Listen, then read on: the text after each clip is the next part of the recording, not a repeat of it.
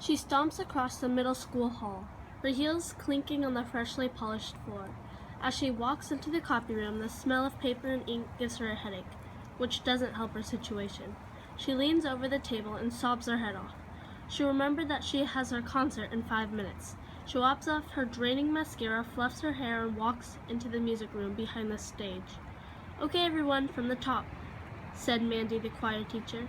As soon as Phoenix started to sing, she could hear and feel her soft, scratchy, shaky voice from just crying.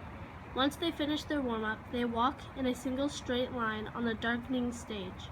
As Phoenix, the last one, walks onto the stage, the lights flash.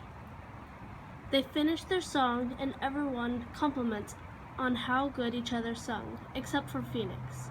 Every time someone complimented her, she glared, shrugged, then just walked to the copy room, where she spent most of her life crying. She sat in the corner of the room and cried. She thought to herself, "Why doesn't anyone like me? Why did people sometimes call me evil witch behind my back?" Then she saw a mason jar sitting on the table above her. It made her think of when she would always drink out of a mason jar instead of an actual water bottle. It also made her think of when she was actually happy and actually liked the life she was living.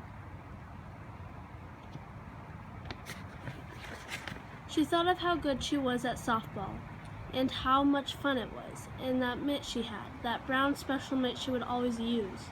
She really missed it, all of it.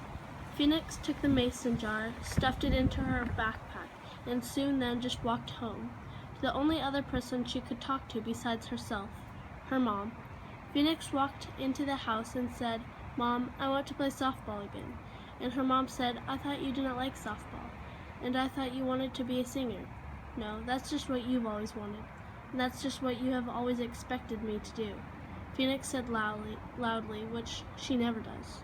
Then she ran upstairs and looked for that special mitt, pulled out that mason jar she had stuffed into her backpack, grabbed a softball, smiled, and ran downstairs.